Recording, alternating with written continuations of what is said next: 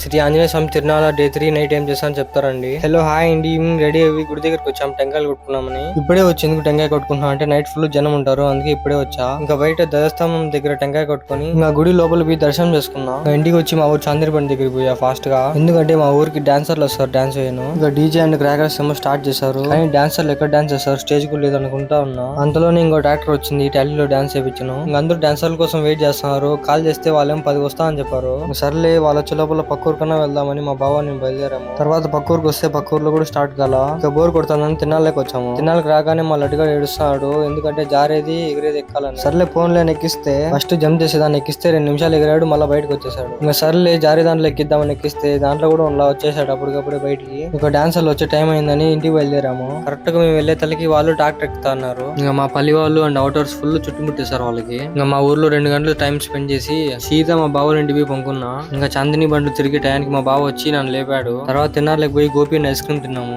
ఇక అందరూ crackers and DJ తో సందడి చేస్తున్నారు. ఇంకా అన్ని చాందిని బండ్లు గుడి చుట్టూ తిరిగే తలకి మార్నింగ్ అయిపోయింది. ఇంకా నేను మా బావ తిన్నాళ్ళు మొత్తం తిరిగేసి ఇంటికి బయలుదేరేసాం.